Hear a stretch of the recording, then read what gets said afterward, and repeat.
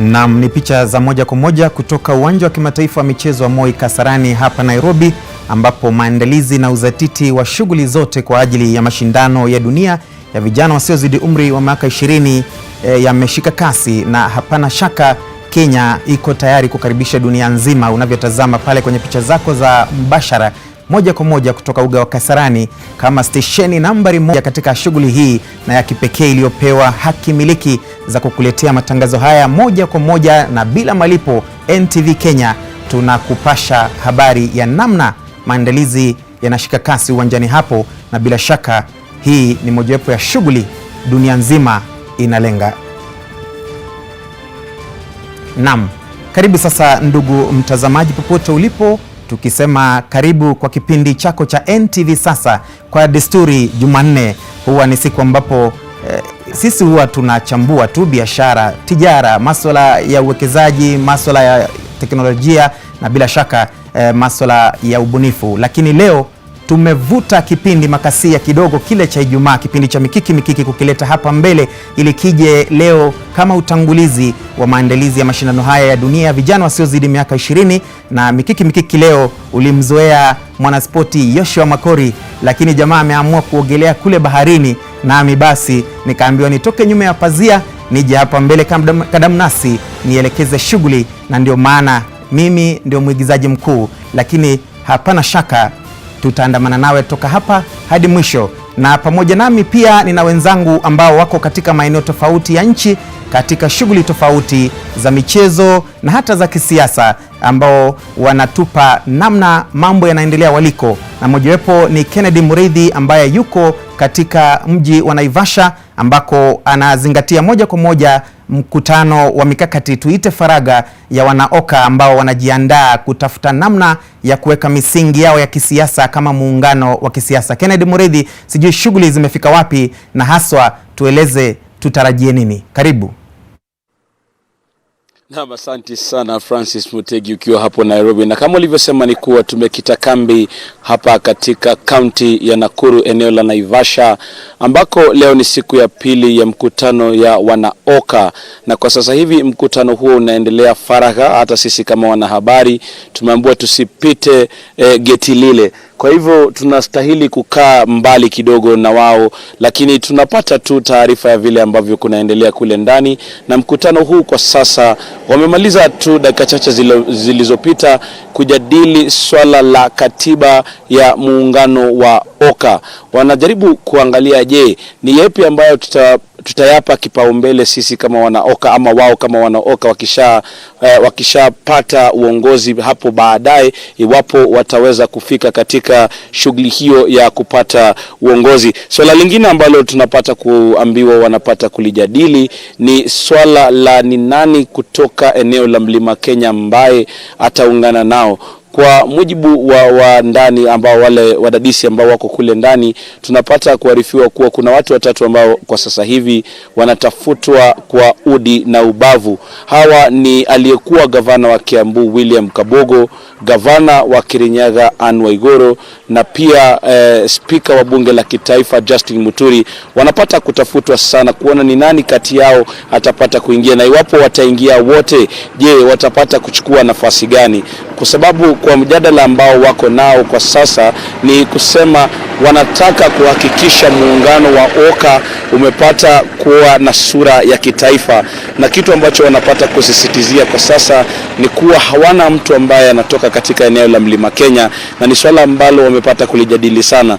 Hapo jana tulimuona mbunge wa Kieni Kanini Kega akipata kufika katika mkutano huu, na pindi alipopata kuzungumza na wanahabari alidokeza kuwa yu hapa liwakilisha eneo la Mlima Kenya. Kwa hivyo je, watapata kuzungumzia swala hilo, na wakilizungumzia ni nani atapewa fursa ya kuingia katika muungano huo, na kama atapewa fursa ya kukaa katika meza moja na wale vigogo wa vyama hivi tanzu vya OKA. Swala lingine ambalo tunapata kujua kwa sasa hivi, licha tutangoja tu tuone kama watathibitisha, ni kuwa wanapata kuona je, iwapo wataendelea na One Kenya Alliance, ni mstari upi ule ambao watapata kuuza kwa Kenya. Kwa sasa hivi tumeambiwa kuna ule mstari wa Omoka na Oka ndio wanapata kulijadili, waone iwapo wataweza kuliuza, na iwapo wakienda kila mahali watakuwa wakiambia watu Omoka na Oka wakipata kujiunga nao katika muungano huu. Swala la nembo wanapata bado pia kulijadili, hawajapata kukubaliana. Swala la nani atakayepeperusha bendera ya muungano huu wa One Kenya Alliance bado linaendelea kuzua tumbo joto kwa kati ya wanachama hawa, na swala ambalo tumepata kulibaini hadi sasa ni kuwa kutokana na uzito wa swala hilo imebidi limesukumwa hadi mwezi wa Disemba, ili kwa sasa hivi wapate fursa ya kupata kujadiliana kama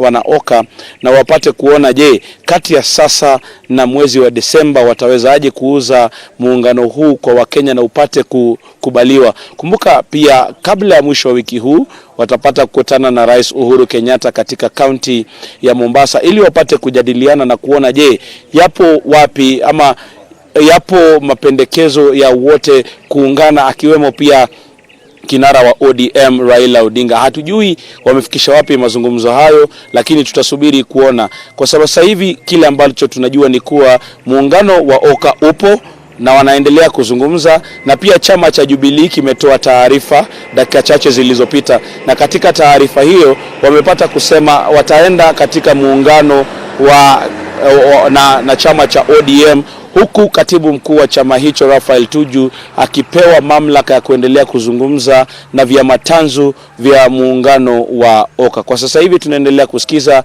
tunatarajia kabla ya saa 7 watapata kutuita na kutupa taarifa kamili. Kwa sasa hivi na kuregesha studioni. Asante sana mwenzangu Kennedy Muridhi ukiwa pale Naivasha. Bila shaka yale umeyasema ni mengi tu, maswali ni mengi ambayo yanahitaji majibu, na hapana shaka kwamba utazidi kuzingatia na kufuatilia kila mojawapo ili utupe majibu penye kuibuka kwa wale viongozi kutoka kikao chao cha faraga katika mkutano huo unaoendelea wa muungano wa Oka, na kuna pia tongoza za wanasiasa wengine ambazo zinaendelezwa kwa madhumuni ya kuwajumuisha katika kikao kile ama katika muungano huo. Lakini ilivyo desturi, bila shaka mada yetu sharti iwe na mwelekeo, ndio maana pia tutataka kukujumuisha wewe katika mazungumzo yetu.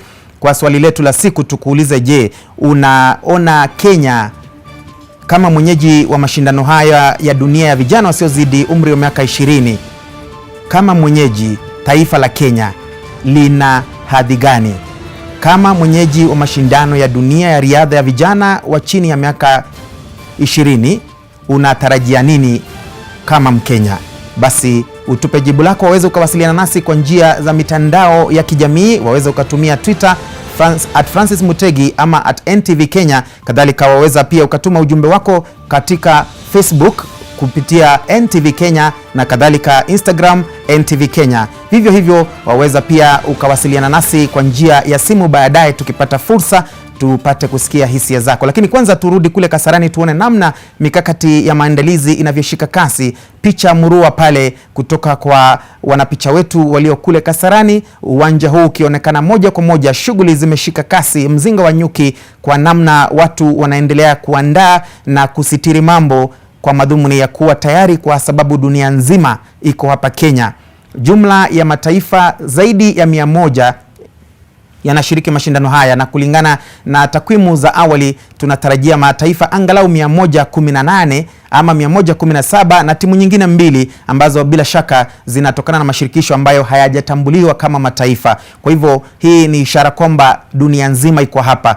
Pana pia sababu ya kujipa fahari kama taifa kuwa mwenyeji wa mashindano ya kiasi hiki, kwa sababu unazingatia kwamba hawa ni vijana ambao miaka ijayo watakuwa vigogo, watakuwa magwiji, watakuwa weledi katika mshindi na mshindwa wa mashindano ya riadha duniani. Naam, kuendelea na mjadala wetu, basi hatuna budi kurejea hapa studioni ni mkaribishe mgeni wangu wa siku ambaye atashirikiana nani ili kuweza kuchambua hili, Bwana John Vislen. Karibu sana bwana, na bila shaka wewe ni mzoefu katika shughuli hizi za machambuzi ya masuala ya riadha, hususan hapa katika NTV Mikiki, na bila shaka tutaanza kwanza kujua kwa nini unahisi kwamba maandalizi ya Kenya ya mashindano haya yametanguliwa na Olimpiki, Kwa nini unahisi kwamba pengine hii itakuwa sababu moja wapo ya Kenya kuwa tayari zaidi? Kusema kweli ni kuwa Olimpiki ni huwa katika lugha ya Kimombo wanasema ni peak kwa mwanariadha yoyote. Mwanariadha yoyote damani yake ama dhamini yeye mwenyewe anatamani sana siku moja akaitwe an Olympian. Yani mtu aliye atashiriki hata kama utapata dhahabu, hata utapata chochote, lakini ulishiriki pale, wewe kuitwa tu Olympian, hiyo ndio huwa kwa Kimombo wanasema top notch. Hiyo ndio dream ama ndoto ya mwanariadha yoyote. So kila mtu dunia nzima huwa anataka sana afike mahali hapo, kila mtu. Na ndio sababu ilipewa kipaumbele. Na kupewa kipaumbele pia ni kwa sababu ilitaka pia iwaachilie Wakenya wetu pia waweze kujitayarisha, kwa sababu unavyofahamu ni kuwa hizi mbio zilikuwa ziwe mwaka jana, lakini sasa kwa ajili ya janga la corona mambo hayakuwa na hayawi unavyojua ni kuwa hakungewezekana kuwa na hizi mbio. So sisi tayari wajua Kenya ni nyungu ya talanta. Sisi twazaa talanta kila siku, na hii talanta bado twaikuza na kuiuza nje, kwa sababu unavyofahamu kuwa tuliona Kenya ikiwakilisha nchi nyingine. So wapata kuwa katika zile mataifa yaliyokimbia katika pale Tokyo, ni kuwa utapata tulikuwa karibu na mataifa 18 ya wakimbizi ambao walikuwa wanawakilisha wale mataifa, wazaliwa wa huku, na hata si vile atu wanaishi kule, hao bado wanaishi hapa kwa sababu wanafanya mazoezi yao hapa nchini Kenya. So sisi tumebarikiwa na hizo talanta. Pengine nikuchachawize, unifafanulie kwa hisia zako, unahisi Kenya tulifanya vipi katika Olimpiki kabla hata hatujaja kwa hawa vijana wa chipukizi? Kwa sababu Kenya tulifanya vizuri, kwa sababu ukiangalia ni Kenya yategemea riadha, kwa sababu ilipofika wakati wa riadha ndio watu wakasema sasa tumeanza sasa kukimbia ama tumeanza sasa mashindano.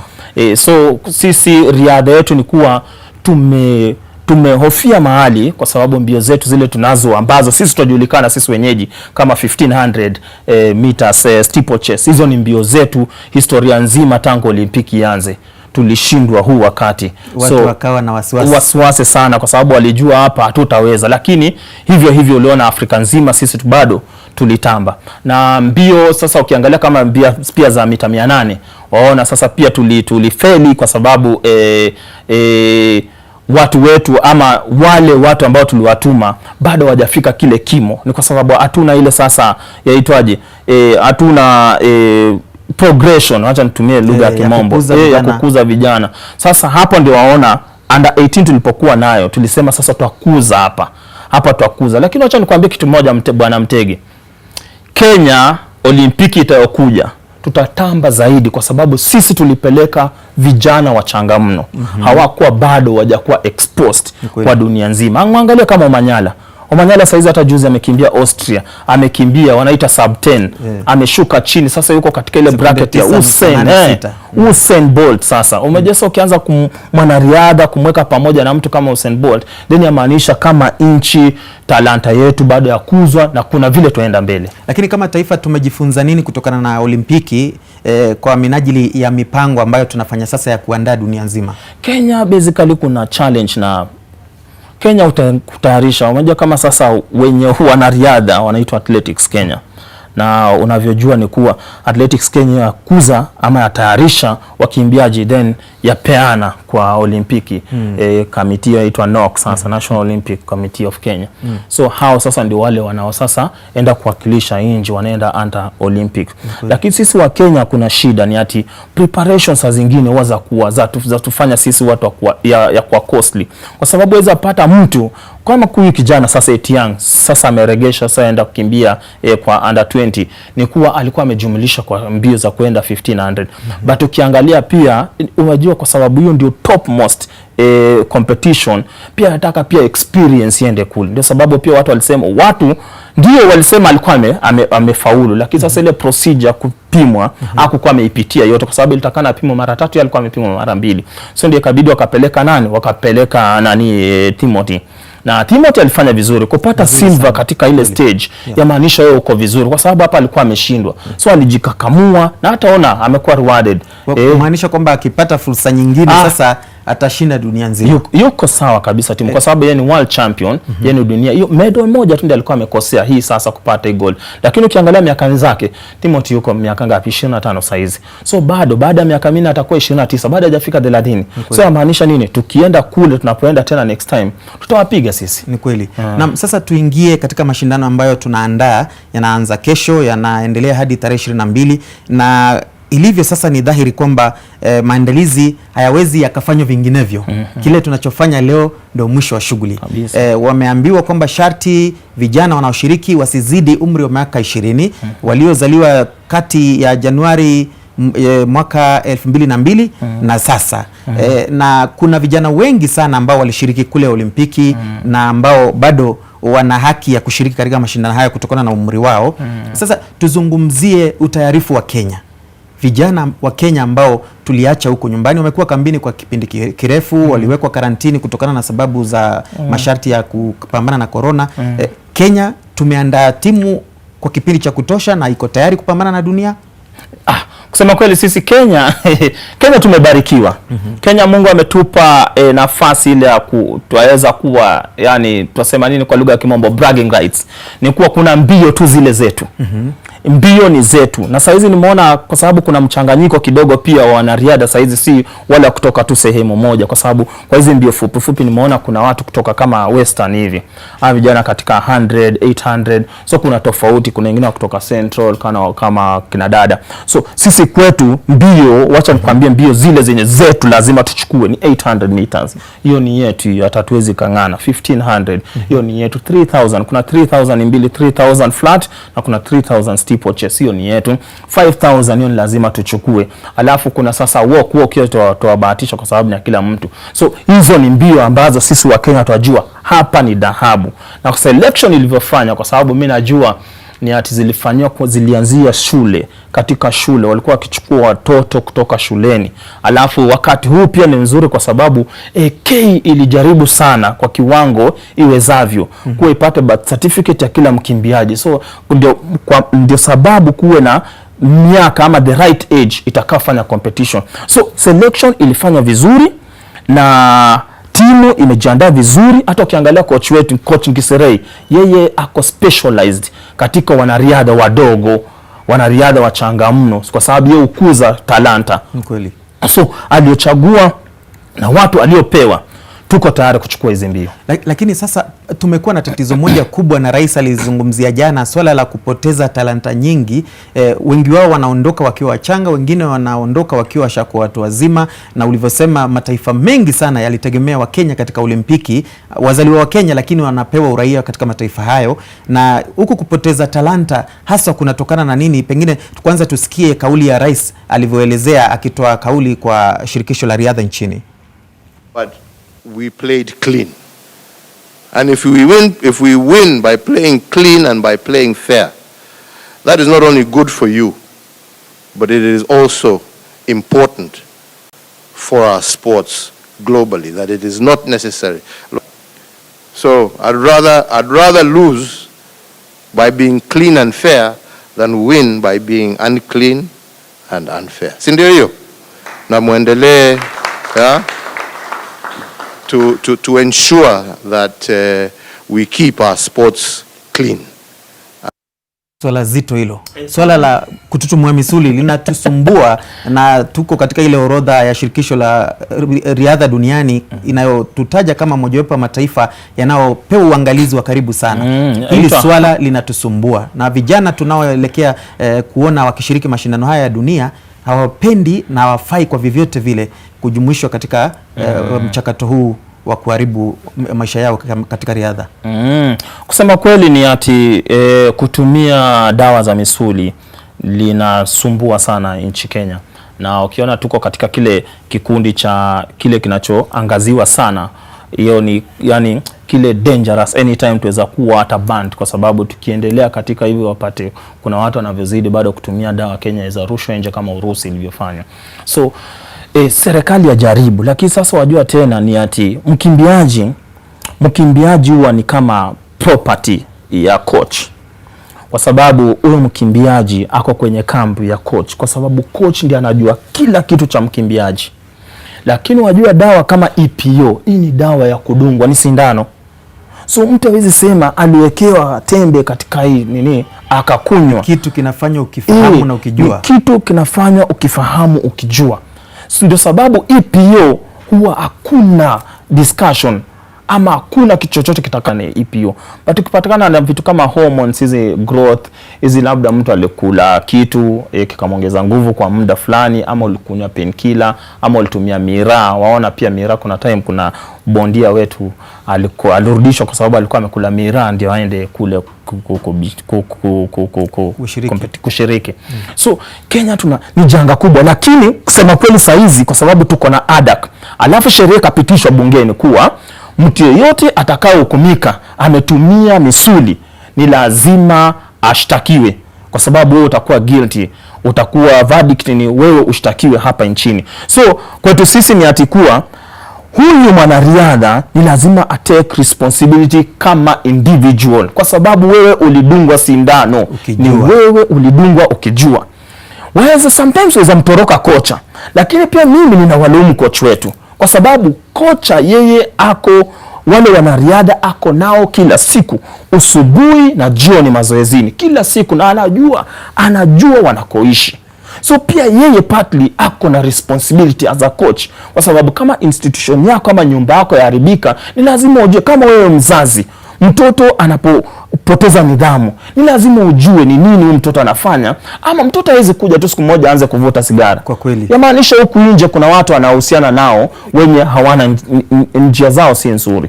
So coach pia ni partly. So kama coaching department ya Athletics Kenya pia itapewa jukumu ni kuwa mwanariadha wako atakapopatikana ametumia dawa, pia wewe kama kocha wake lazima mfuatane. Isitoshe hivyo, manager lazima akufuate pia, nidhamu lazima apate. Then management as a unit lazima pia kuwe sanctioned, so that hawa watu waweze kuogopa. Wajua shida ni nini? Shida ni kuwa management wayajitoa. Wewe ukipatikana na doping, management itajitoa kwa sababu watasema wewe ni individual idungwa sindano. Lakini kwa sasa kama sheria zinataka zifuatiliwe na zitilie maanani, ni kuwa hata management house, wewe mzungu ukiwa German, ukiwa US, ukiwa Netherlands, wa manage huyu mwanariadha, akipatikana ametumia EPO, pia wewe hiyo EPO uwajibike pia sanction ikakufuata wewe. Hivyo tutaweza kumaliza hili janga la kutumia madawa ya misuli. Naam, bila shaka tunataka kuchukua mapumziko mafupi hivi punde, lakini unavyoona katika uwanja wa kimataifa wa Moi Kasarani, nimeona vijigari vinavyoelea kule kwenye uwanja. Wengi watauliza ni vya nini? Hivi ndio vijigari vinavyotumika kuhesabu umbali wa mita. Kwa mfano wakirusha mkuki, wakirusha tufe, wakirusha kisahani ama hama, hivi vijigari ndivyo vinatumika kwa sababu vina mashine tofauti na zile gari za kawaida ambayo huhesabu umbali na wakati katika uwanja ule. Ukirusha tufe, ukirusha mkuki, kijigari chenyewe kinakimbia, kinaonyesha umbali, ili pasiwe na mtu yeyote ambaye kwa vyovyote vile amedanganywa kiwango cha kurusha alichofanya. Kwa hivyo kwanza tutachukua mapumziko, na tukirejea hapana shaka tutaendelea na mazungumzo yetu tukiangazia zaidi maandalizi yetu na hasa wenyeji wa mashindano haya na hasa wanariadha wa Kenya, kwa nini wanaondoka nchini wakienda mataifa mengine. Moja kwa moja salia nasi, baada ya mapumziko tuendelee.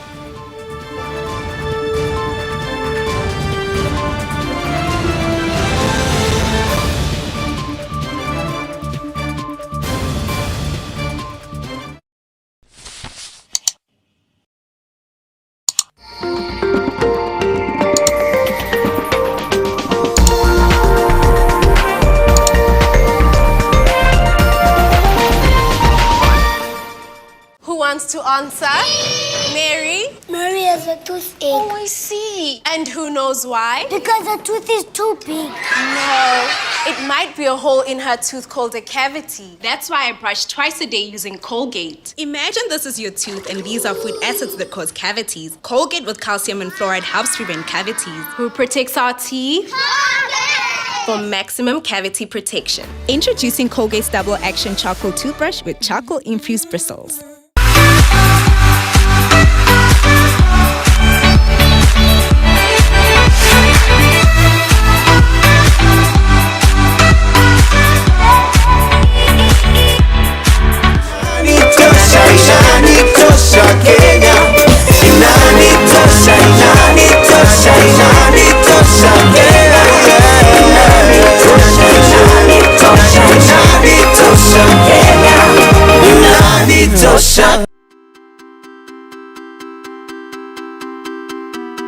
We've learned to savor the moments that were always there, and they never tasted this good. The ability to interact with others in a courteous, approachable, and professional manner will enable you to work well with fellow students and with future colleagues. Our graduates and our future leaders make some of the most sought-after professionals in their respective industries. We admit both self- and government-sponsored students for our master's, degree, diploma, and certificate programs that are accredited by the Commission for University Education. The moment you have been waiting for is here. Zetech University. Invent your future. Yes, kaze. Mimi niko na side hustle mpya. Yes, nimeacha mambo ya majambati na mambo ya mataya. Siku hizi mimi ni mtu wa nduti. Yes, nduti. Yes, moto bike. Yes, napemba watu. Unajua ukiwa mtu wa nduti, lazima utapotu Chelsea Pondepa. Yeah, you never carry alone. Yes. Nduti yetu inapeleka mahali popote unataka kwenda. Ati umesema unaenda wapi? To get Nduthi, dial *811*926#. Skiza, non-nation.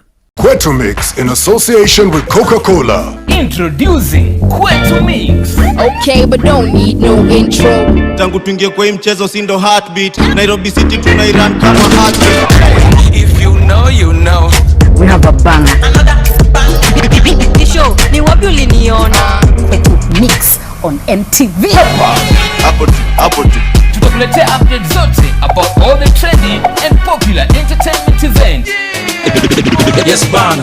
Kwetu Mix, keep it locked. NTV, don't touch the dial. Kwetu Mix in association with Coca-Cola.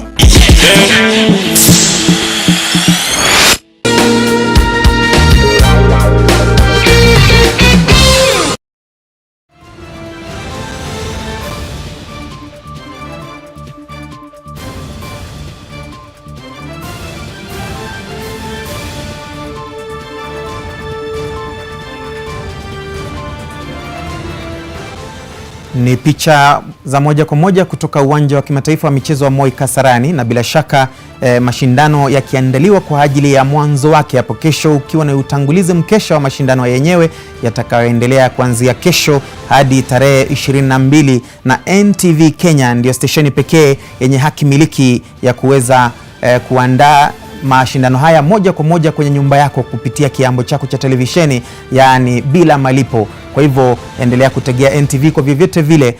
Haya mashindano yatakujia hadi kwa nyumba yako, ikikumbuka kwamba mashabiki hawataruhusiwa kuingia katika uwanja huo, na unavyotazama pale maafisa wanajaribu kupima vipimo vya umbali wakati wa kurusha tufe, wakati wa kurusha kisahani, wakati wa kurusha hama, wakati wa kurusha mkuki, ili waweze kujua urushaji na umbali wake, na bila shaka ni mojawapo ya hatua ambazo zinapigwa katika kuhakikisha Kenya iko tayari kwa ajili ya shughuli ya kesho. Nasi hapa katika NTV Sasa tunaendelea na mjadala kuhusu masuala mazima ya riadha na haswa maandalizi yetu na wenyeji huu.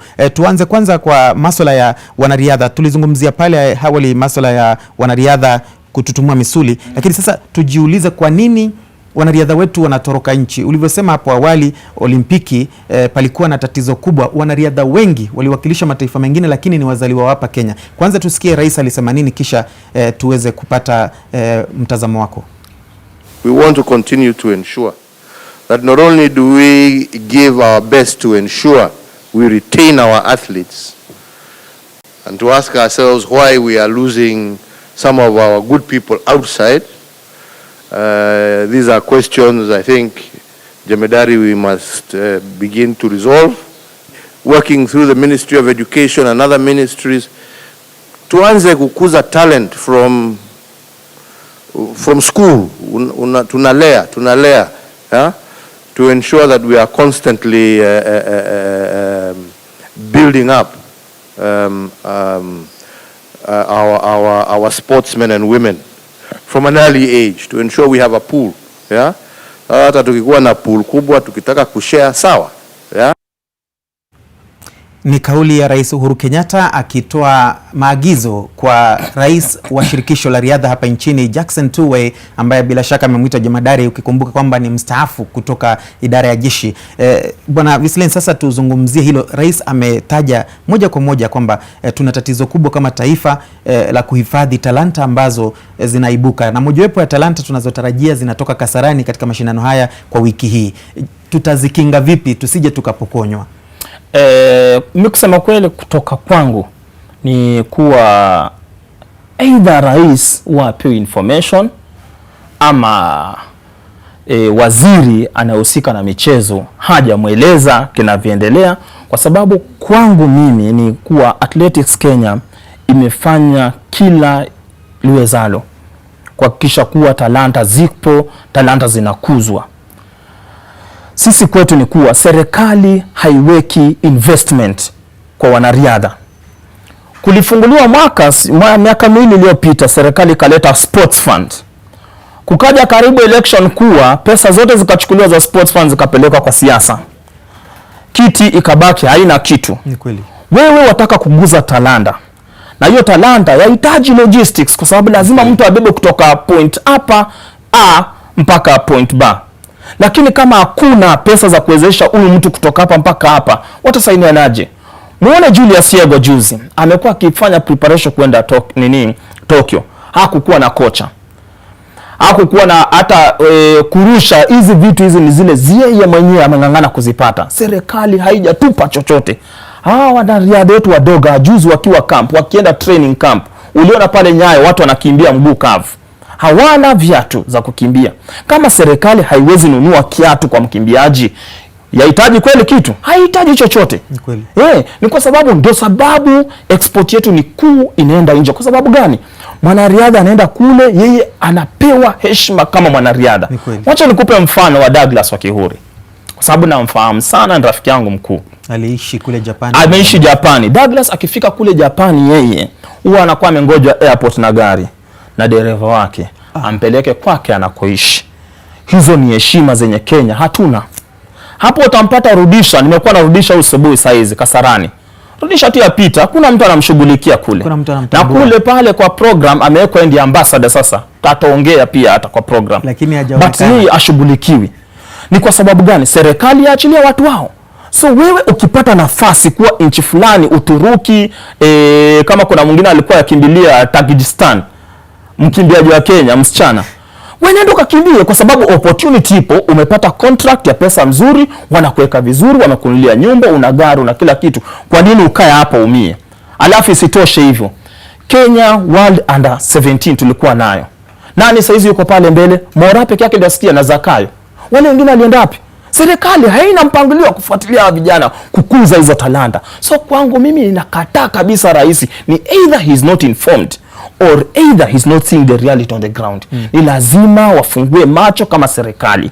Waseme kuwa kama tutataka kukuza vipaji, kama tutataka kukuza talanta, kama tutataka tuwe number 1 sporting nation, ni lazima kuwe na investment. Investment ni kuinvest katika ule mwanariadha ili aweze kuwa anashughulikia maneno. Yeye ajua kila kitu kiko tayari. Akitoka darasani, ako na training shoes zake, ako na nguo, kila kitu kit, ako fully kitted ya concentrate na training. Lakini ukija wewe kukinyesha uwezi kimbia, itakuwa vipi? Nikwambie, nikuchachawize kidogo. Tutakiri kwamba mwaka huu serikali imejitahidi sana kuandaa wanariadha kwenda Olimpiki na hata hawa vijana na kadhalika wale wa Paralimpiki. Tukubali kidogo, serikali mwaka huu imejitahidi katika maandalizi. Ndugu Mtegi, nitakueleza kitu kimoja ni hivi. Hata wewe ndio ufike university bwana Mtegi, ulianzia nursery. Kweli. Na ni lazima uende class 1, class 2, darasa la 8 utoke pale uende sekondari mpaka form 4, utoke form 4 ndio uende university. Serikali yangoja kitu kilichotayarishwa tayari kimeiva. Serikali yatake jihusishe na mtu aliyeiva. yule ambaye hakuiva kule, mbona serikali hajaweka investment kwa huyo mtu?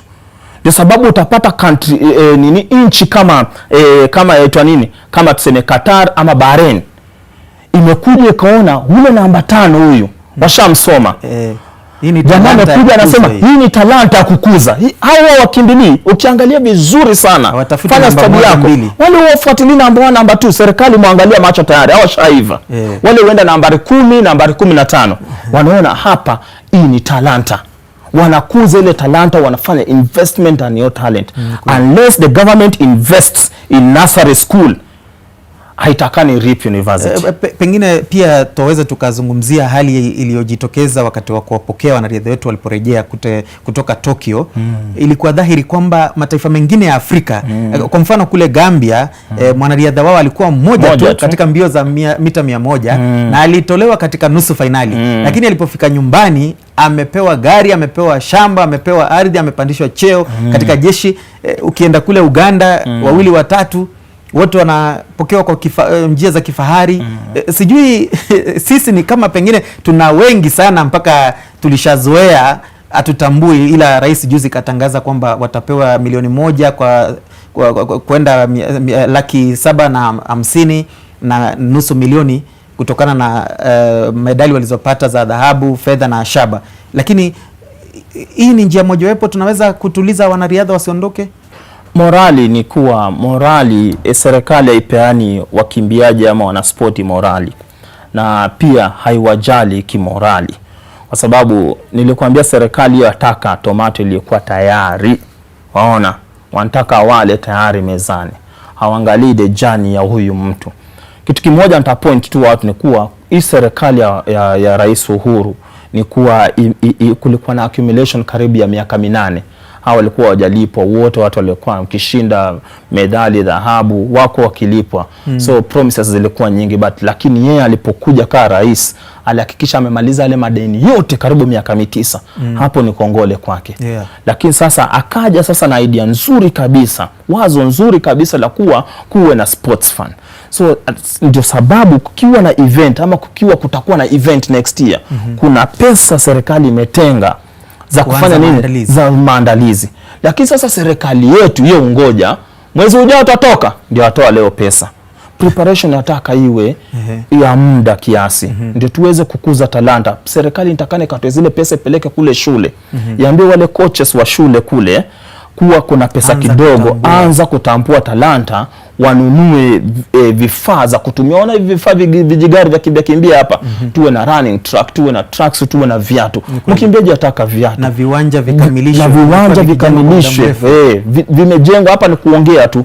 So viwanja vikamilishwe ili huyu mwanariadha awe prepared kabisa. Ndio sababu hao wanaenda kule nje, kwa sababu kule nje wale wako tayari, pesa zishawekwa kando. Wewe kazi yako ukiamka ni uwanjani, kurudi kulala. Kazi ni hiyo. Sio kama hapo wanariadha wetu Omanyala ama tuseme sasa huyu aliyepatwa na doping huyu Mike Otieno. Ni kuwa kama Mike akifanya training yake akijiandaa katika Olimpiki, hakuna mtu alienda kumsaidia. Mike hata viatu alizokimbilia ndio apate ile qualifying mark ya 10:05. Yeye alikuwa ameomba jirani kwanza, nchi jirani, si hata Mkenya, aliyemsaidia zile viatu akakimbia kwa sababu hana hiyo training. So serikali lazima ifanye kitu. Naam, tuzungumzie sasa wenyeji wa mashindano haya. Kwa sasa yapo mikononi mwetu. Dunia nzima ishafika, mataifa zaidi ya 100 yamefika hapa Kenya, wanariadha takriban 900 na kitu. Tuzungumzie sasa kwa sababu gani tukapewa hii fursa. Mwanzo tulifanikiwa sana kuandaa vijana wasiozidi miaka 18 katika uwanja huu wa Kasarani, na bila shaka Kenya sasa imewasilisha ombi la kutaka kuwa mwenyeji wa mashindano ya dunia ya riadha mwaka 2023 na kadhalika. Tukapewa pip ile Kipkeino Classic. Sasa sijui hisia zako ni zipi kuhusiana na wenyeji huu? Tunapewa kwa hadhi gani? Tunapewa kwa sababu sisi tumejitokeza kuwa twaweza. Sisi hapa talanta ni kukimbia. Afrika nzima, dunia nzima tujua sisi twakimbia, na tulipewa fursa tukuonyesha dunia kuwa sisi twapenda mbio. Waona, twapenda riadha kijumla kwa sababu Seb alipokuja ile wakati World Under 18 Sebastian Coe raisi wa World Athletics alipokuja akaona umati wa 65,000 people, uwanja umejaa mpaka hamna nafasi hata ya kusimama. Na kule nje ya uwanja kulikuwa na kama double ya wale watu wenye walikuwa ndani. Kwa sababu walifukuzwa sasa na farasi zile na nyaunyo. Ilibidi watu wachapwe ndio watu waweze kurudi kwa sababu karibu wangelivunja hata ukuta. Akaona kuna hapa watu wanapenda mbio. Ndio sababu akasema kwa ajili ya hiyo lazima tulete tena mbio zingine hapa. Na sasa tena hapa ni janga tu sasa limetuzuia sisi, lakini niko very sure ni kuwa tungeujaza tena ule uwanja. Mashabiki wako wanapenda mbio kwa Kenya nzima kwa sababu mbio hutoa watu. Umejua saa zingine wa siasa zimetanda sana Kenya. Sasa mbio zikiwa kama katika nchi zinarudisha pamoja ile unity kwa sababu wanasiasa wametenganisha. Mbio huregesha watu nyumbani, watu wanapenda nchi yao. So kwetu sisi ni kuwa wale wameona tuna vipaji na tutafanya vizuri na ndio sababu tutapewa nafasi na ndio sababu utapewa nafasi kama hii. Ni kweli. Nafahamishwa kwamba Matthew Berir, mwanariadha wa jadi miaka ile ya 80 na 90 ambaye aliwahi kushinda medali ya dhahabu na hata fedha, amewahi shinda mbio za mita 3000 kuruka vizuizi na maji, amewahi shindia Kenya mataji kochokocho, lakini sasa ni mstaafu ila ni mdau katika maandalizi ya mashindano ya mwaka huu. Bwana Berir, karibu na tueleze shughuli zinaendeleaje kule Kasarani na Kenya iko tayari?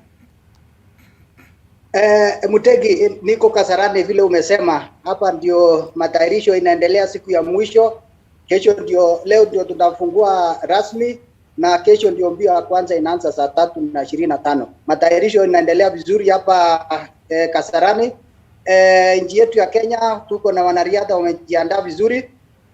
Leo hata naona ni asubuhi wamekuwa mazoezini, so maandalishi ni mazuri. Mutegi, tunatarajia mema kutoka nchi yetu. Nchi mengi wamefika, nchi karibu 100 na kitu wamefika Kenya. Inamaanisha nchi zingine wanaona Kenya kama tumenawiri kimichezo na tuko tayari kukabiliana nao, na mwisho yake tutafurahi kama nchi. Na ni mzuri kwamba tulipewa tuandaa hizi michezo. Unajua ni mara ya pili kupewa, sio rahisi, na tumetia nguvu sana. Kwa ile historia yetu ya awali ndio imetupatia nafasi tupewe tena. Bwana Berir, pengine nikuulize, nakumbuka wewe ulishinda mwaka nikidhani ni wa 1992 ukashinda dhahabu katika mbio za vijana, nikidhani ni kule Hungary. Hebu tueleze vijana wa umri wa miaka hii isiyozidi 20 wanafaa kuwa tayari vipi, kwa sababu kwa sasa hata hakuna msukumo wa mashabiki uwanjani? Kwa kweli mashabiki, hii maneno ya COVID imeleta tatizo sana, kwa sababu mashabiki pia inatoa raha kwa uwanjani. Mimi wakati nilishinda nikiwa kijana, kwa kweli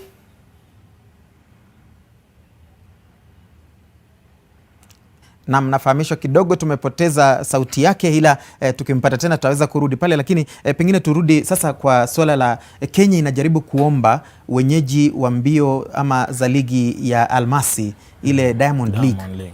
Na wananuia kutumia hii barabara ya Kipkeino Classic kwa sababu ni intercontinental, yani ni mashindano ya mabara.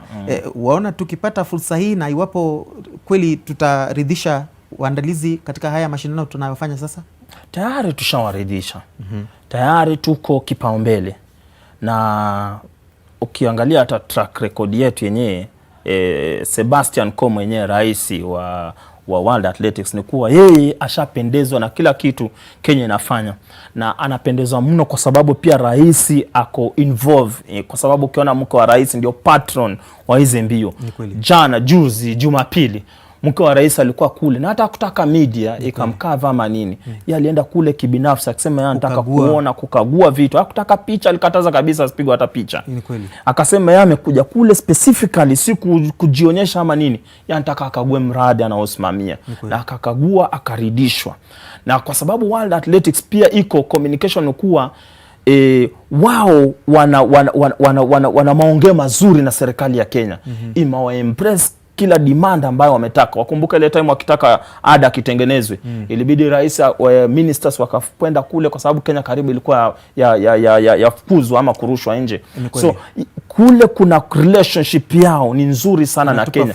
Wametupa fursa nzuri. Na after hii Continental, mimi nakwambia tutapewa bado hiyo Diamond League na baada hata tutapewa World Championship kwa sababu uwezo tunao. Very good.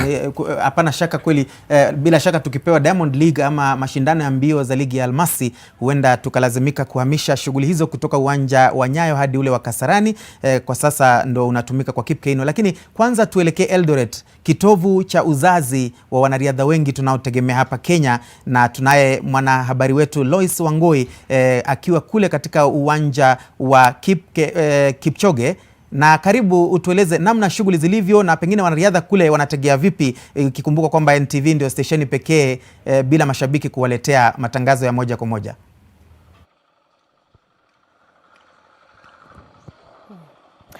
Shukrani sana mwenzangu Francis Mutegi. Pengine nianze kwa kusema hapo kesho Kenya itakapokuwa mwenyeji wa michezo ya ubabe wa dunia kwa wanariadha chipukizi, basi sehemu hizi za kaskazini mwa bonde la Ufa, basi msisimuko utakuwa mkubwa, manake wengi wa mabingwa wa riadha wawe ni hawa chipukizi ibuka au hata wale waliokomaa katika riadha wanatoka katika maeneo haya. Hapa mjini Eldoret tunasema sisi ndo home of champions. Hapa ndio wakitoka wanariadha chipukizi ambao wanainuka au hata wale wababe wanafika hapa nyumbani. Hivyo basi tutakuwa tukishabikia wiki nzima kwa wanariadha hao chipukizi ambao watakuwa wanamenyana na wenzao kutoka duniani hapo katika kaunti ya Nairobi. Kumbuka itakuwa ni awamu ya 18 ya mashindano haya ya michezo ya dunia ya vijana walio chini ya miaka 20, na ni hali ambayo inapea Kenya msukumo mkubwa au motisha kubwa, manake Kenya imekuwa taifa la kwanza barani Afrika kuweza kuandaa michezo hii. Sasa nataka tuzungumze na baadhi ya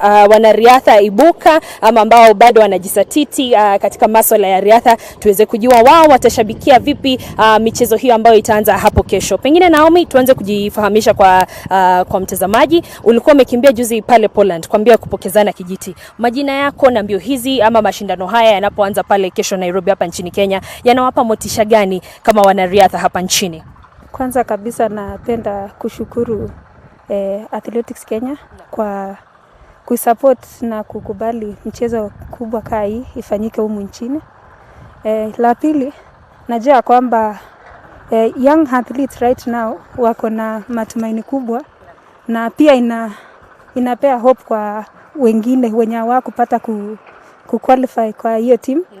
Na najua kwamba licha ya changamoto ya COVID na wao kuchange program ya shule, pia najua ya kwamba wamejipanga kwa sababu Athletics Kenya generally imekuwa ikiwa support. Asante Naomi. Muda hunasi, tupate bingwa mmoja.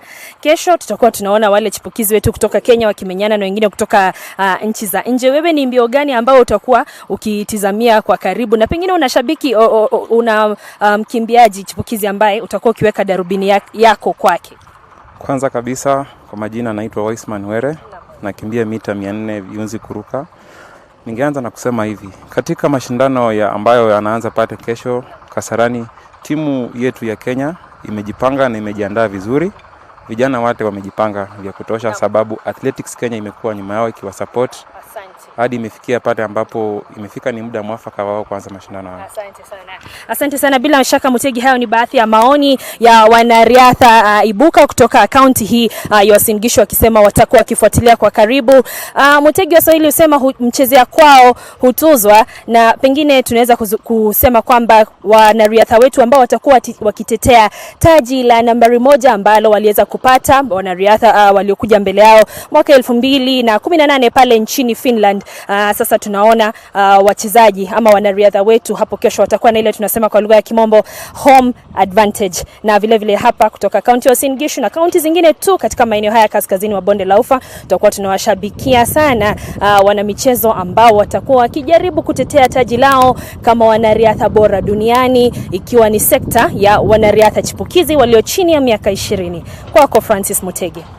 Naam, nashukuru sana mwenzangu Lois Wangu ukiwa pale Eldoret, kitovu cha shughuli za uzazi wa wanariadha, na bila shaka alivyosema tuna taji la kule Tampere, mji mmojawapo nchini Finland, ambapo tulitoa ubingwa wa dunia katika mbio hizi za vijana wasiozidi miaka 20. Lakini sasa tunaelekea kufunga kipindi, lakini nitawapa fursa wenzangu walionisaidia kuchambua kwa kujua tu kifupi tunapoelekea kufunga. Mwanzo mashindano haya ya vijana wasiozidi miaka 20 yanapoenda kuanza, Wakenya watarajie nini katika utetezi wetu wa taji hili?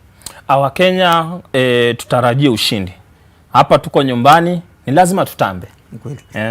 Mcheza kwao utuzwa. Mcheza kwao utuzwa. Tuko na ushindi, tuko prepared, wanariadha wako in high spirit kwa sababu kila mtu pia hii ni opportunity ya wanariadha. Ni kweli. For wao kujionyesha duniani wametosha. Na tumetosha kwa sababu wale wanaokuja wale kwao hawatuwezi. Training yetu ni nzuri, attitude ni nzuri na tuko nyumbani. Lazima tutashinda na tutakuwa nambari 1. Ni kweli. Naam, hiyo ndio kauli yake Bwana John Vislain, akiwa mojawapo wa wachambuzi tuliokuwa nao hii leo katika kipindi hichi cha NTV Sasa, tukichambua maandalizi ya Kenya na wenyeji wa mashindano ya vijana wasiozidi miaka 20 yatakayoanza kesho rasmi katika uwanja wa kimataifa wa michezo wa Moi Kasarani hapa Nairobi, na dunia nzima iko hapa. Mataifa 117 na timu 2 ambazo zinatokana na mashirikisho ambayo ni ya mataifa yasiyotambulika rasmi na Umoja wa Mataifa, na vivyo hivyo tunatarajia wanariadha wasiopungua 957 kushiriki mashindano haya. Na kwa sababu ya janga la corona, masharti na kanuni zilizowekwa, hatutaweza kuwa mashabiki wa moja kwa moja pale uwanjani, lakini NTV Kenya ndio stesheni pekee imepewa haki miliki ya kukuletea haya matangazo mbashara kabisa kutoka uwanja ule wa kimataifa wa Moi Kasarani kuanzia kesho hadi tarehe 22. Kwa hivyo usikose kuwa nasi kila siku kwa muda wa saa 4. Naitwa Francis Mutegi, nimekuwa mwelekezi na hodha wako wa shughuli za leo katika NTV Sasa. Kwa niaba ya Yoshua Makori nasema kwaheri.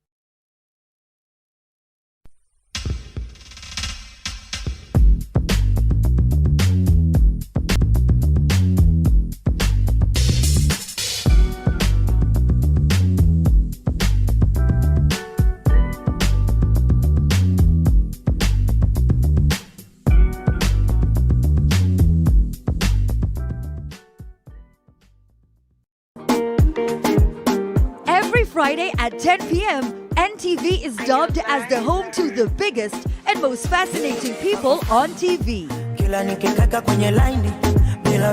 We give you a fix of the latest trends in entertainment, pack your eardrums with the freshest hits, and bring you the biggest names in the 254 and beyond. Energy, synergy, fun and flair. If it's hot, it's on the trend. If it's not, well... Catch this exhilarating show every Friday from 10 p.m. with the freshest trio, Osoro Biamono, the Scratch Master himself, DJ E, and your sassy homegirl, Amina Abdi Rabar. All this on the trend, only on NTV.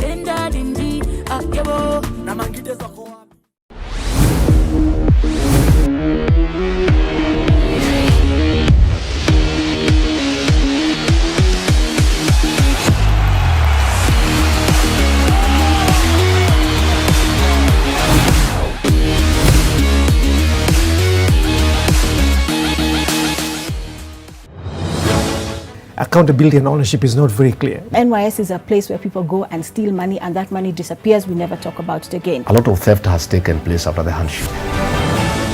ODM people after the handshake, They see no evil, they hear no evil. When things are not right, we question. Financial data in Kenya is served cold. Should President Uhuru Kenyatta be impeached? Those are the list of our problems at the moment. We should be embarrassed. All of us. Andy, hang on. What is the citizens' work? The citizens' work is to demand a better economy.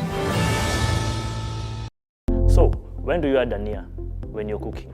Is it in the beginning, in the middle, ama mwisho? My name is Chef Malakai Mwaneki, and this is Learn in a Minute.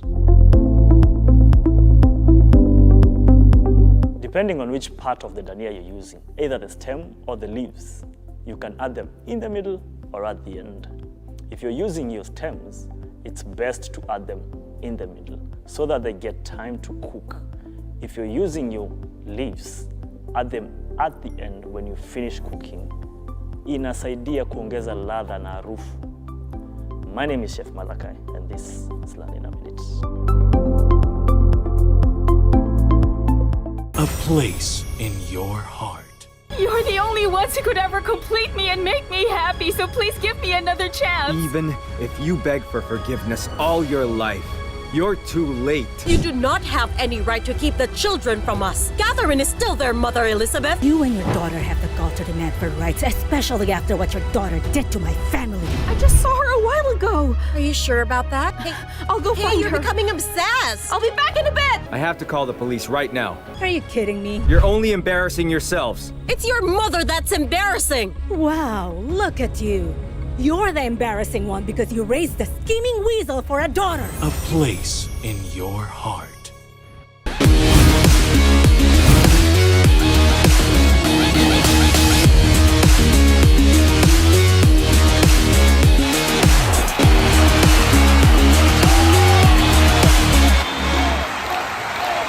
The UHC journey is on. To ensure no one is left behind, the Kenyan government launched Edu Afya 3 years ago. The program has supported close to 3 million students to access affordable healthcare, thus fulfilling universal health coverage. Robisearch Limited Point of Sale Software or ERP will help you monitor and control your stock, services, cash flow, sales, invoices, expenses, profit, suppliers and customers remotely with no stress. Robisearch Limited offers the best point of sale system that can manage your stock, sales, various reports, invoices, accounting, accommodation, payroll, production, serial number, and Lipa na M-Pesa real-time module. Grab the offer now.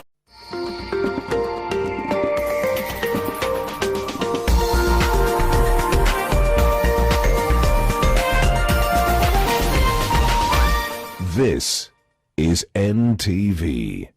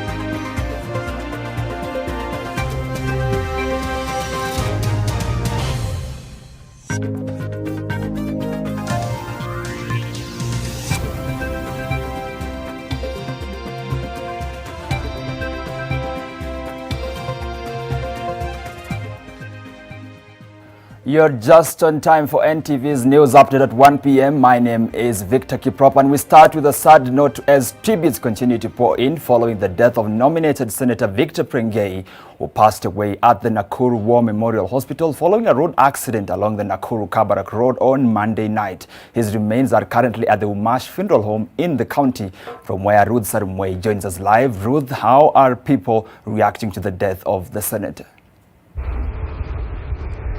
Well, residents from Nakuru County as well as the family in Nakuru County are still coming to terms with the death of Victor Prege, which occurred after a road accident. So here at the Umash Funeral Home, we are joined with some of the family members and some of the leaders who've come to condole with the family and pass their messages of condolences following his sudden death. So we are here joined with Daniel Kobe, who will speak on behalf of the family. So Daniel Kobe, we are really sorry for your loss. So you can just tell us as a family how you received the death of Mr. Prege.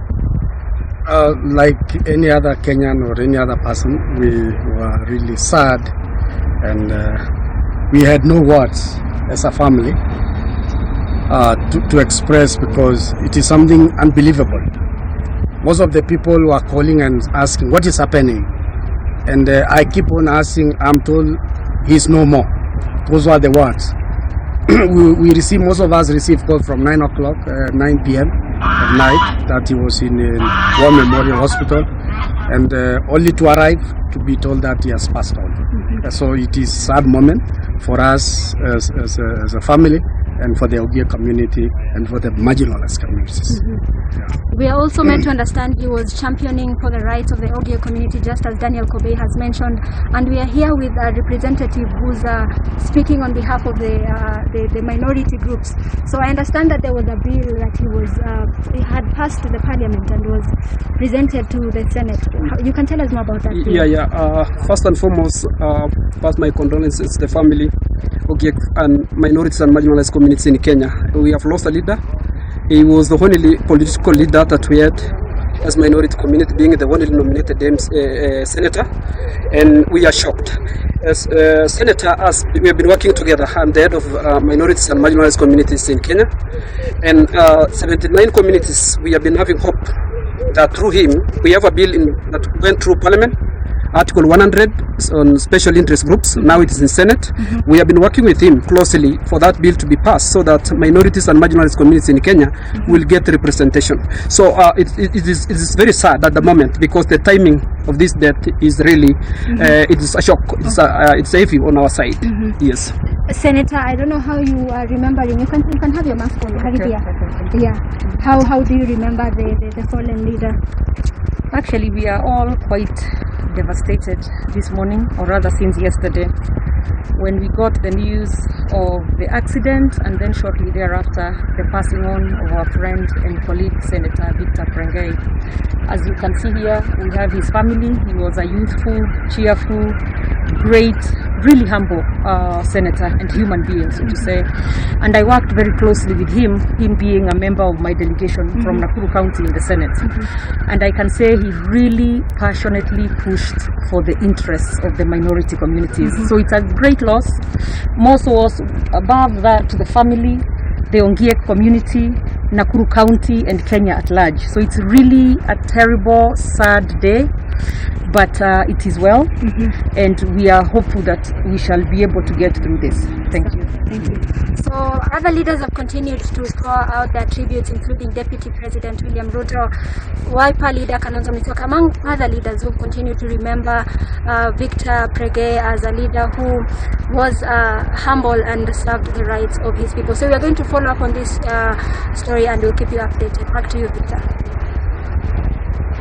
Waydak joining us live from Nakuru, and we stay in Nakuru, where ODM party leader Raila Odinga is currently on a tour of Nakuru County, where he's drumming up support for an expected fifth stab at the presidency come 2022. Raila is in the company of Jubilee Party members of parliament and other allied leaders, coming just hours after the ruling party's National Governing Committee agreed to a pre-election coalition with Raila's Orange Democratic Movement. Bridges Ghana has been following Raila's activities in Nakuru County and now joins us live. Ghana, what has Raila been saying?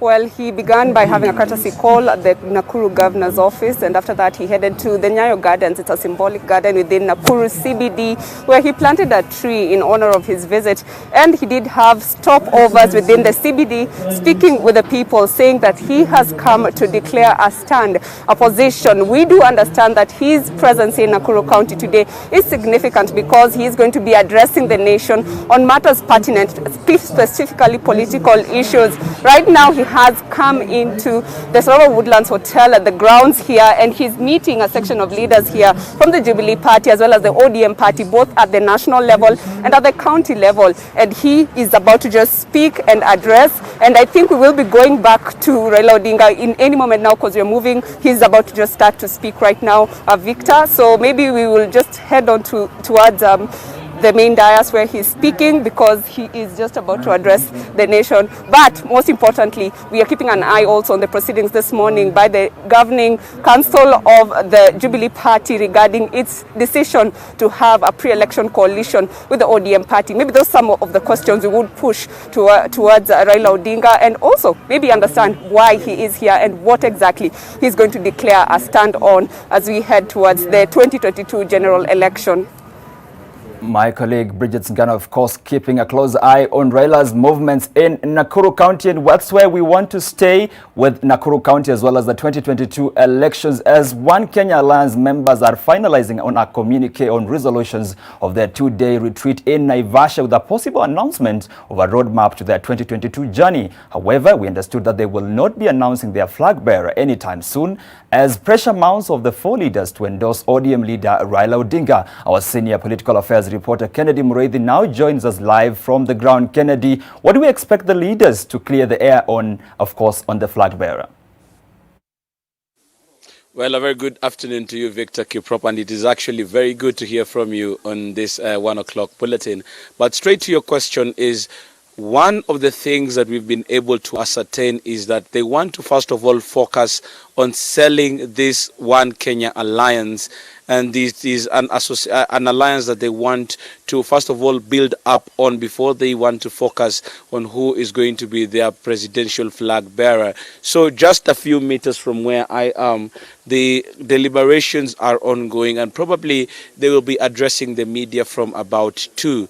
So to answer your question is, they want to give themselves the remaining time until at least December or early next year, when they will be able to have built consensus on what the alliance will be looking like. Then they can move ahead and probably announce who will be their flag bearer. Also, on that thorny issue that you've brought up, Victor, is the fact that they are looking at the possibility of using a scientific method to come up with a presidential candidate. At this particular time, what we've been able to understand is that the Wiper Party and the Amani National Congress are locked up in a tough battle, where both parties and their luminaries are insisting that their party leaders must be on the ballot or must fly the flag. So what they are first of all concentrating on is bringing more people on board, as we also do understand that they want to go shopping in Mount Kenya to see who among the leaders that are angling to come up in 2022 will be brought up to this particular table, and also make sure that they are able to do this. One of the people that we've had, or some of the people whose names we've had, is National Assembly Speaker Justin Muturi, whom they are really looking forward to see whether they will be having on the table. They're also looking at Kirinyaga Governor Anne Waiguru, and probably another person is William Kabogo. We are not very sure, but those are some of the names that we've had. Already Kieni MP Kanini Kega is in this meeting that has been going on, and they want to make sure that probably they have the interests of the region taken care of. I just see that somebody that I had looked out for an interview has just come. Let me speak to them. I will wear their mask, and I hope they also do have their mask as we converse and just get a feel of what has been going on in that meeting and what are the possible resolutions that we're looking out for this afternoon. Asante sana, Kakamega Senator Cleophas Malala. What has been going on inside there, and what do we expect in terms of resolutions? Thank you, Ken. We've had very detailed deliberations from the 2 sessions we've had in the morning, and I want to say that we are making good progress. We've been able to look at the manifesto of One Kenya Alliance, and we've made our input as a parliamentary group. We've also looked at our communication strategy and so many other things. But key among them, and I think that the matter that is now being discussed, is the manner in which we are going to choose our presidential candidate. This is a high-stake discussion, and we want to report to Kenyans that we are looking at several scenarios. We have the BBI ruling coming up on Friday, which we again want to look at it because the scenarios will change depending with the ruling. If we have BBI going on, the structure of government is different. If we don't have BBI going on, the structure of government remains the same. And therefore, these are some of the scenarios we are looking into. We are looking into individual strength, individual weaknesses of our principles, and trying to look at that combination and other factors like demographics across the country, culture, where do you come from, what are your strongholds, and we want to say it's a high-stake discussion, but we are going to ensure that we have progress. Thank you very much. That's a conversation that we'll be picking up, but I do understand that ODM leader Raila Odinga is currently speaking in Nakuru, and we'll take you straight there. I was giving an example to those I was sitting somewhere with earlier on today about what happened to my father when he was coming here in those days as a leader of Luo Union. The story is actually written in his book. He was with a friend of his. And they were walking somewhere along the street which used to be called Delamere Avenue. And as they were walking there, all of a sudden there's a white man coming on a bike with a bell and was ringing the bell. Lord Delamere. Lord Delamere. Then Lord Delamere was coming, announcing that he was coming on a horse-drawn cart. So when the Delamere came, they were standing. You're supposed to stand at attention. But his colleague forgot to remove his hat which he was wearing.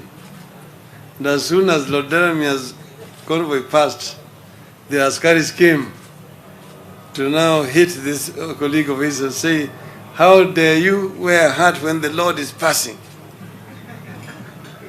That was Nakuru those days. But anyway, we chose to come here to Nakuru because of the significance of this city to our politics. And we come here to launch what we are calling Azimio la Umoja, a roadmap to united political action. My dear people of Kenya, in March 2018, President Uhuru Kenyatta and myself came together in a historic moment that turned political rivals into partners for Project Kenya. We came together not to serve ourselves, but because we realized that continued political rivalry was unhelpful. The economy would continue to suffer, and the cohesion of our country would continue to be at risk. With that unity, we were able to dissect the problems troubling our country. Sluggish growth and dwindling incomes, insecurity. ODM leader Raila Odinga live from Nakuru County, where of course my colleague Bridget Singana will be giving us a more comprehensive coverage of course his activities in Nakuru County later on. But we have to take a quick commercial break. We have more stories after this break. Don't go too far.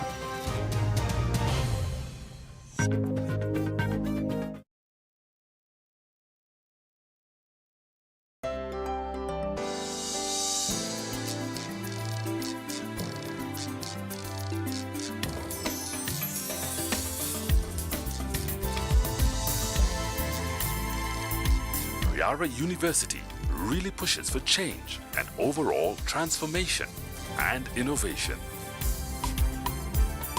And I know that Riara University is going to make my dreams come true. The Riara University. Dream it.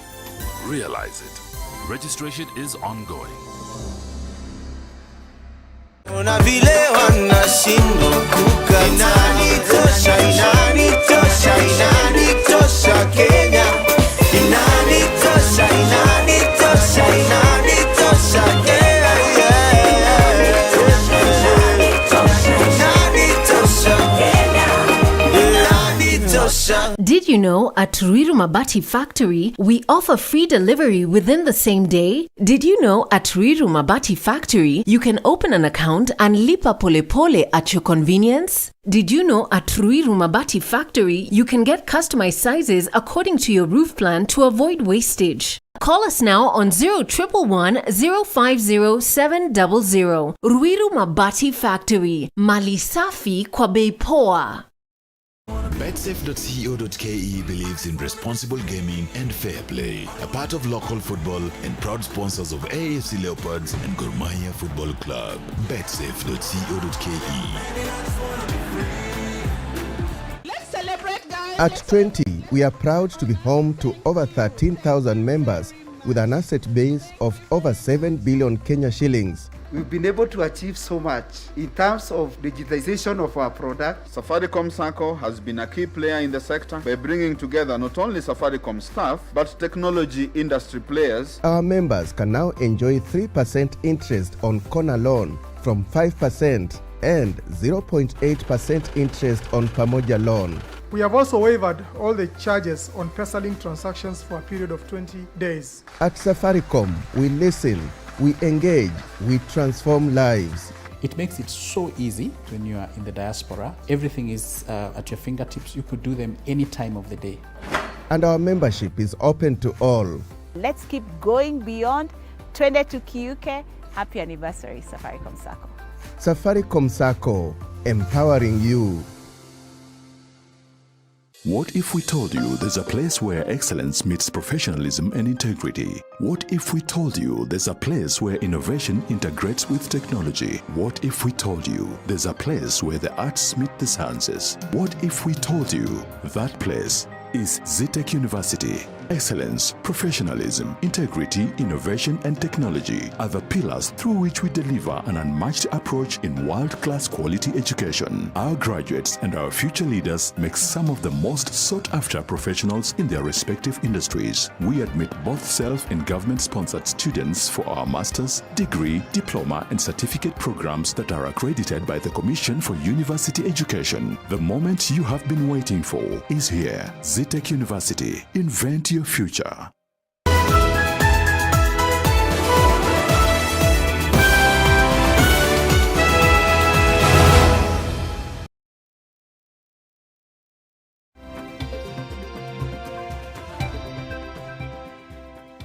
Thank you for staying with us. Let's now shift our attention to the COVID-19 situation in the country and across the counties. And Meru County is experiencing a fresh spike in COVID-19 cases as residents drop their guard, with officials reporting more infections and more deaths. The county's health department says 67 patients have been admitted in the last week alone, and that some are in isolation wards in various health facilities within the county. 10 people have died of COVID-19 complications in Meru in the last 2 weeks. A culture of social gatherings and high prevalence of non-communicable diseases could explain the high numbers. The health department has revealed that the county has rolled out vaccination programs in most of the health institutions across the county, mainly targeting those aged 58 years and above. About 26,000 people have received the COVID-19 vaccine in Meru County so far.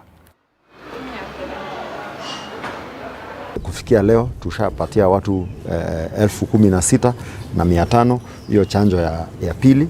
Wale walikuwa wamepata dozi ya kwanza. Yule pia hakuwa amepata ile dozi ya kwanza, ako huru kuja sasa, tutampea chanjo ya kwanza. Lazima tuendelee kuvaa barakoa vile tumeambiwa na waziri. Right, of course, Raila Odinga, that's ODM leader, is still speaking live in Nakuru County. Let's cross over back and listen in.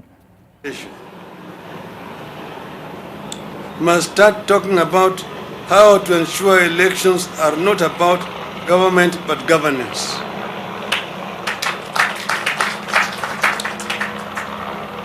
A country where elections are not death paths or traps.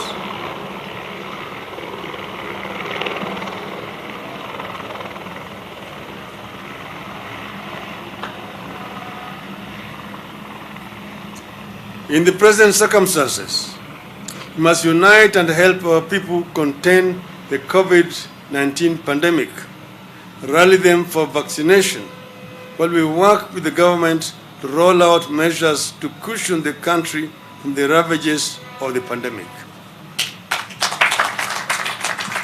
Together we can come up with ways and means to raise money to fund stimulus packages for our people as other countries have done. Fellow Kenyans, over the years, we have weathered strong storms and tides to resolve our problems and take our country forward. It has been a difficult journey across a treacherous road to democracy, a liberalized economy, and a free and open society. We have come this far because at difficult times, we have always charted a path that sets us apart from other third world countries. A path that takes us forward, not backwards, and secures our future while benefiting from lessons of the bitter past. And so today, we are here to launch another united effort to address the problems afflicting our people.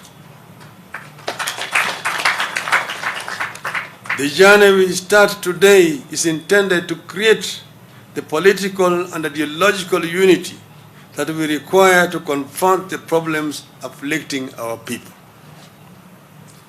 We are coming together with a political and governance framework that ensures our economy works for each and every one of our citizens. We believe that to address the problems afflicting our people in a sustainable manner, we must bring the diversity of our people, their leaders, and their problems onto one table and embark on a systematic and transparent search for solutions as equal stakeholders in Kenya's future. Our society is diverse and divided and complex. No single man or woman can be our sole Messiah. We therefore have no option but to build inclusive political processes. We must therefore urgently embark on uniting, not dividing our people, not pitting people against each other, not pitting the poor against the rich, the young against the old, one faith against the other, tribe against tribe. That would be a strong recipe for a violent competition for political power. Kenya cannot afford another era of election violence. Kenya is too divided to be splintered any further. We must unite to safeguard the victories we have scored over the decades and advance them to protect our democracy and freedoms, our diversity and inclusivity, our shared prosperity, and our morals and ethics. We must unite to build prosperity and share it equitably on a table where everyone feels represented. We need a united front against corruption and impunity. We must unite to fight for historically marginalized parts of and people of Kenya. We must unite to create wealth instead of using poverty as a political tool and unemployment as fodder for electioneering. We have to create a culture of forgiveness and not vindictiveness. We believe that to forgive is to be a leader. The times require that we proceed with the tradition of unclenching of our fists and shaking of hands, even with bitter opponents, if it serves the nation. The challenges require that we continue with the tradition of making compromises, coalitions and alliances for the sake of the nation. Going into 2022, we must cleanse the land of the spirit of anger and bitterness, the spirit of revenge and entitlement, and continue on a path that reconciles, unites, calms, and stabilizes the nation. That is the journey we are embarking on today. We must recommit to a leadership that continues with the spirit of good neighborliness and Pan-Africanism, not one that undermines it. We recommit to a leadership that strengthens, not undermines, our ties with all international partners who have stood with us in good and bad times, and the new ones willing to work with us. The journey towards a mass movement that we set on today aims to bring on board Kenyans of goodwill, citizens, leaders, movements, social formations, and institutions dedicated to advancing people-centered democratic governance in Kenya. Within a short period of going around the country, we will unveil the vehicle that has space for the diversity of Kenyans to the promised land.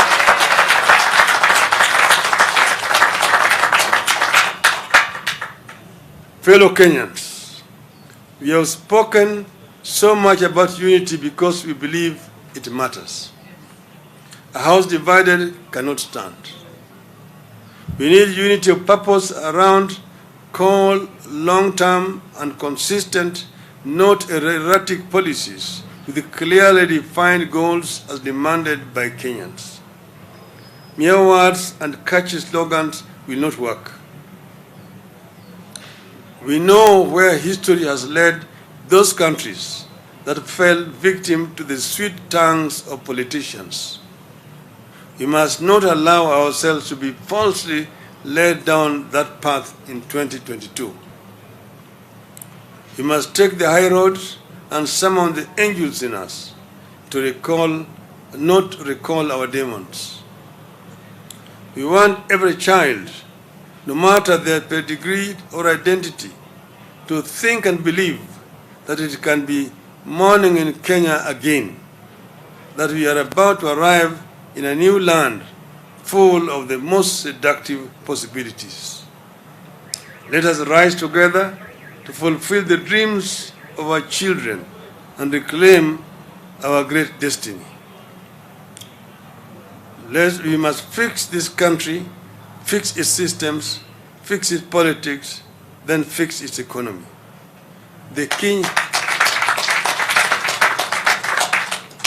We believe that the Kenyan dream, as coined by the founding fathers, is achievable.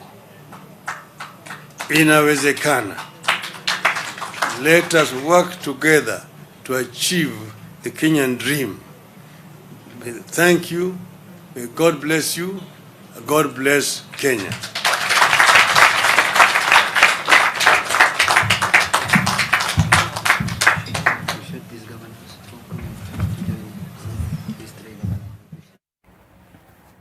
ODM leader Raila Odinga, of course, addressing the nation live from Nakuru County, and he's touched on quite a number of issues, urging Kenyans, of course, to rise up, encouraging Pan-Africanism, and, of course, all right. Ndiritu Muridhi from Laikipia, Governor Wycliffe Ambesa Paranya, the Chairman Emeritus from Kakamega. I want to thank you all for joining us here today. Thank you. ODM leader Raila Odinga, of course, thanking all the leaders who accompanied him for this tour in Nakuru. Remember, that team comprises of leaders and allied MPs from both the Jubilee and ODM party and has addressed quite a number of issues. But let's now shift our focus to sports activities in the country and across the world. And the opening ceremony of the 2021 World Athletics Under-20 Championships is scheduled to take place on Wednesday from 7 p.m. at the Moi International Stadium, Kasarani. The pandemic postponed the games that will be held in Africa for the first time and will see First Lady Margaret Kenyatta and World Athletics President Sebastian Coe preside over the opening ceremony of the second largest track and field event after the World Under-18 Championships back in 2017. Following the successful hosting of the World Under-18 contest and the Kipkeino Classic back in 2019, World Athletics gave Kenya a chance to organize and stage the World Junior competition this year. The championships, like most sporting events across the globe, will be held without fans due to the COVID-19 pandemic. Kenya will be represented at the Global Track and Field Championships by a team of 46 athletes.